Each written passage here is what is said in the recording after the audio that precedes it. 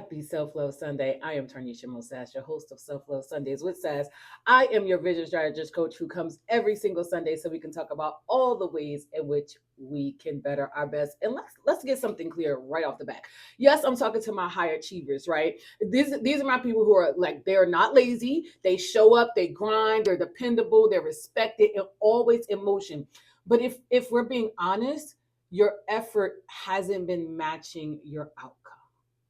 And I want to talk to you today about that because a lot of people think, I'm disciplined. Yeah, sure, you're not undisciplined. You're just disciplined in the things that aren't producing the results you desire.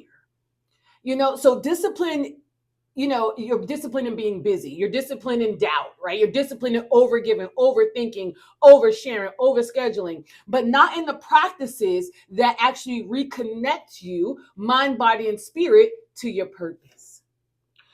So many people are busy being busy.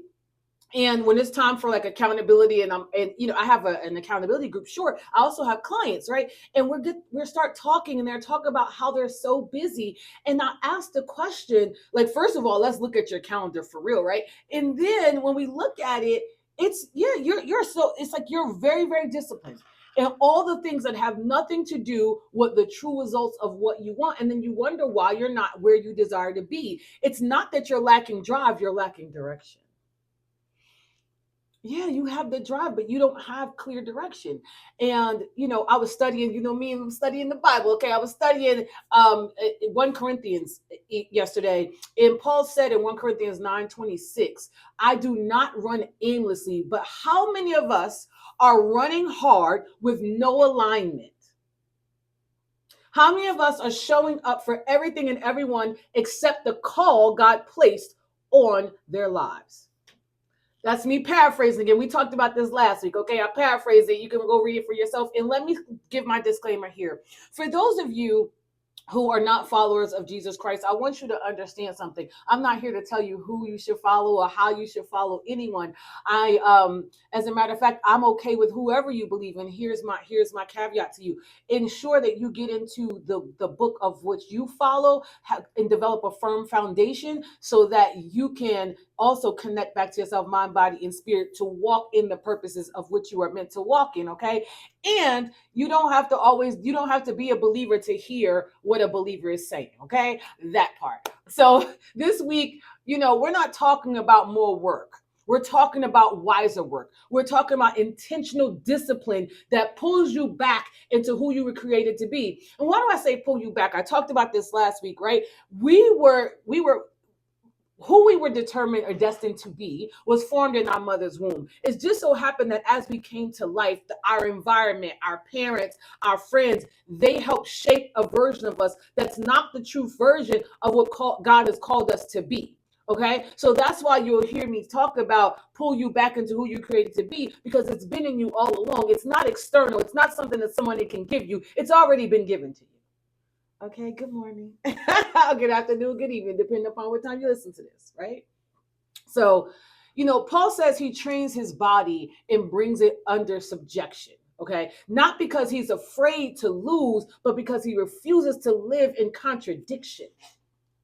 And that's super important, right? It's super important.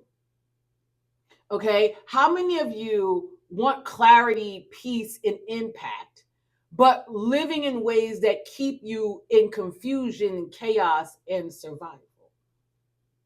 That's a real question.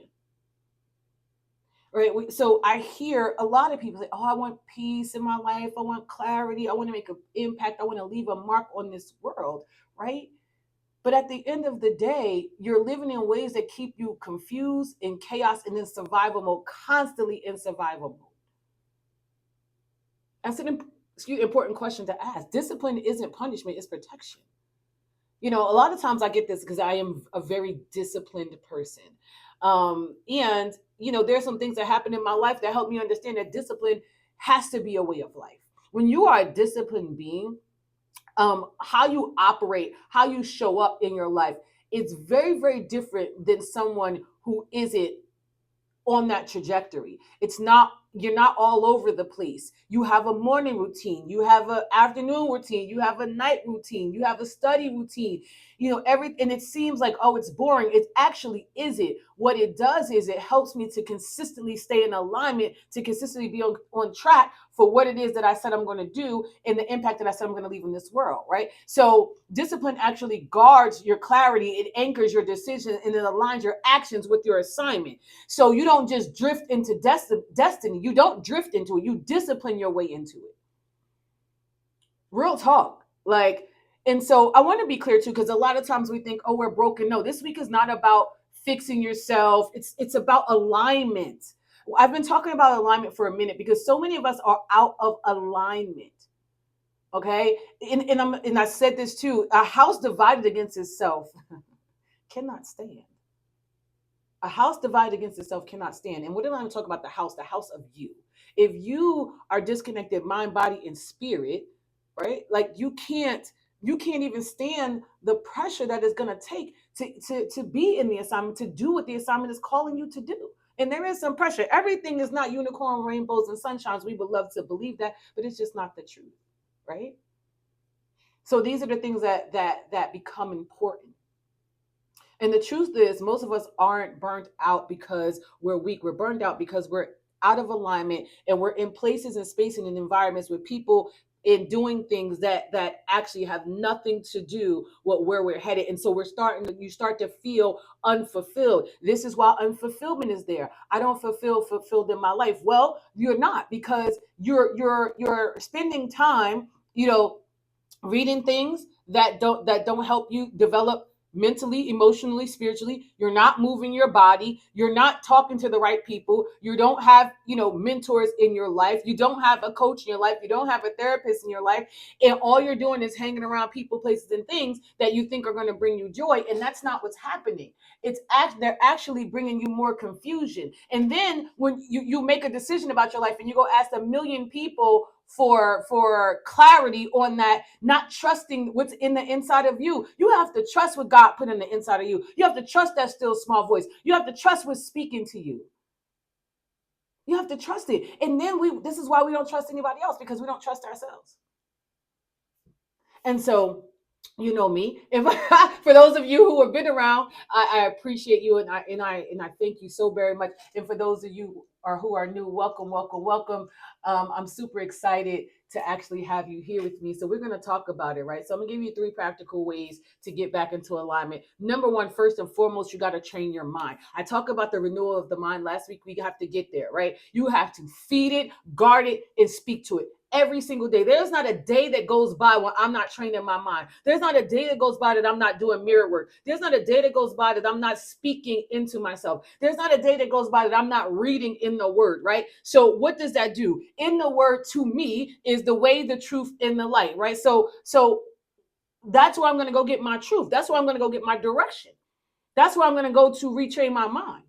You cannot create from a mind that is constantly reacting. Like if you're reacting all over the place, something happens and you're upset, you're crying, you're just all over the place. The one thing that my friends come to say about me, everything around me can be burning, like burning down. Okay, this has happened, and I'm able to be calm in there. I'm able to be calm and clear on what we get to do and how we get to do it. And that's really, really important. Okay. And so you have to make morning declarations. You have to have what I call thought audits. You have to audit what's happening in your thoughts and catch them, right? And silence some of your screen time, because that's going to help you. And what do I mean by thought audits, right? So for example, if I'm with my friends or I'm with a significant other and I'm having thoughts that has nothing to do with them, and maybe thoughts of my past, things that have come up, like I'm like, man, I'm starting to think and or judge and or put something on this person that has nothing to do with them. I catch those thoughts, right? If I'm having a negative thought about me, I'm not good enough, this video isn't going to do well, whatever, right? I have to catch those thoughts. Okay. And then I have to tell myself, for one negative thought, I promise you, it's going to take you about 7 truths in order for you to for that negative thought to dissipate. Real talk. People say it's 1 to a 3 ratio. I'm finding for my higher achievers, these are your people, because I'm one of them, who are constantly on the go, constantly about, putting their purpose and leaving this earth empty. It takes about 7, because we're super hard on ourselves. So for every 1 negative thought, you have to tell yourself 7 positive truths. And if you don't know what the truth is about yourself, this is why we get into the word. Okay, so number one, train your mind. Number two, train your body. This when I talk about training your body, it is not about looks. For those of you who've been around for a while, you know I taught fitness for 10 years, right? The purpose of moving the body is moving that stagnant, stuck energy that is in your body. Okay, in that energy that creates that negativity, that energy that creates, you going to drink, that energy that takes you going to pick up a drug, that energy that it takes for you to yell and scream and holler and to self sabotage, right? So that energy is all stuck in your body, and so what happens then is we create a space where that's no longer the case, right? So when you move your body, you move the energy. That's what I'm talking about. Move daily, rest intentionally too, and nourish yourself wisely. What do I mean by nourishing? You have to eat good food. You can't, it's garbage in, garbage out all the way around. Garbage in, what you put into your mind speaks the garbage out of your mouth. Garbage that you put into your body helps produce the garbage that comes out of it. That's why we feel low and depressed and stressed and anxious. You have to be cognizant of what you're putting in your body. Your physical health is tied to your spiritual stamina. So if you want to do something in this world that's great, you have to be able to, the vehicle that's going to carry you to do that, you have to take care of that vehicle.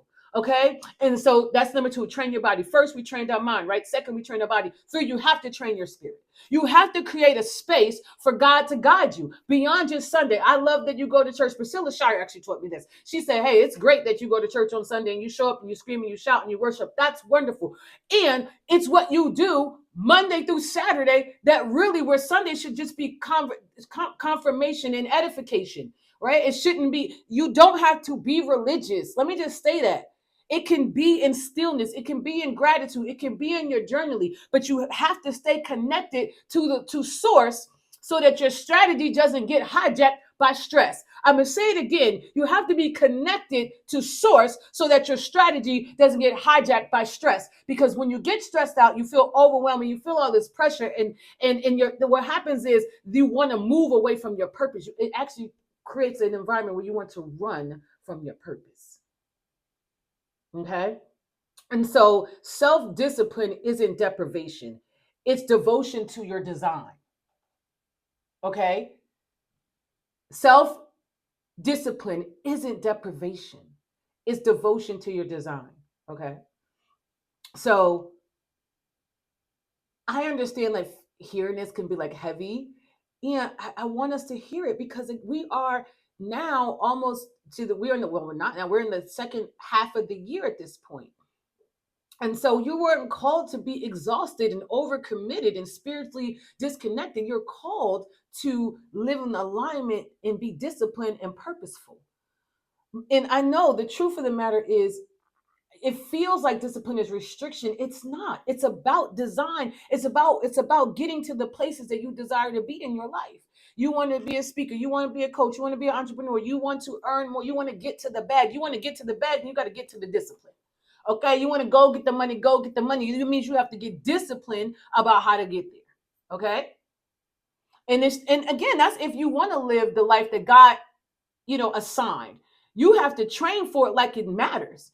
And here's what I'm going to tell you: the life that God has for you, 20, 30 times more than you could ever think, imagine. It. So to me, I'm going after that. And so when Paul talked about, I'm still in Corinthians, y'all, about I discipline my body and bring it under control so that after preaching to others, I myself won't be disqualified. What he's talking about is I'm not showing up in public saying one thing and in private living a different way. And so many people do that. I have trained myself to never be that leader. I am never going to be the leader that shows up in public teaching you guys about one thing and then later on being something completely different. It's never going to happen. But so many people lead like that. They show up like that. And I don't want you to be that. So how do I do it? It's about getting aligned, mind, body, and spirit. It's about what we just talked about, the three things, right? Training your mind, training your body, and training yourself spiritually. So that here's the thing, your talk is backed up by your walk. Are you that person that just loves to talk the talk? People, listen, people feel your integrity before you ever say a word. That's the truth. I want people to understand that, like, your energy meets people before you ever even open your mouth. So if you're one of those people that just talk the talk and really ain't walking the walk, it shows. But here's the thing, but when you walk the walk, people accept the talk. Hello? Because real authority isn't loud, it's aligned. I'm not out here being loud and boisterous. I'm just aligned with my calling. So you see it when I show up, when I speak. For those of people who I get to coach, they watch how I maneuver, they see the growth. That is the way it is because I am very disciplined in making sure that when I come here and I speak to you, that I'm living the actual life that I'm talking to you about. And so the second half of the year can look radically different. Not because you've worked harder, because everybody want to go to 2, 3, 4, and 5 jobs. I don't care how many jobs you have. If you don't have a good financial stewardship over your money, it's not going to work. It's not going to work. So it's not about working harder. It's about really living in the truth, truer to your values, truer to your design, truer to who God called you to be, how God called you to lead, how He called you to build, and how He calls you to rise. So I really wanted to come today to talk about that. And yes, when I was talking, reading the scriptures, I was paraphrasing. For those, don't come in my comments with that mess thing. Okay, I'm not in the mood. Like, I know I was paraphrasing, and this is why you get to read the Bible for yourself. I study the Word because it really saves me every single day, man. I go, it's tough sometimes. It's not tough just for me. I know it's tough for other high achieving men and women in this world, right? So I do that to make sure that I have a firm foundation. If you don't have a firm foundation, you're out here trying to lead people or to be a servant leader or to be promoted in areas of your life, and you want to come into abundance where you don't have periods but commas. If you don't have a firm spiritual foundation, I promise you, it is going to be stress, anxiety, and worry and fears all over the place. So that's why I do it. And so, oh, I hope this message hit you in your spirit today. I hope you just don't hear it. I hope you take the action behind it to start working on your mind, your body, and your spiritual foundation. And you already know I'm looking to grow my YouTube channel. So please, please, please like, share, and subscribe to someone you think that may need this word today. Because what I'm building really isn't surface, it's the next level. And I'm going to my next level. And so I want to take you along with me because we don't have to do it alone. First of all, not only we don't have to do it alone, we shouldn't do it alone. And we need others on our trajectory and on our path as we design our lives to win so that we can love the life that we are living today. And I hope you have the most amazing Sunday, and we'll talk next week. Bye now.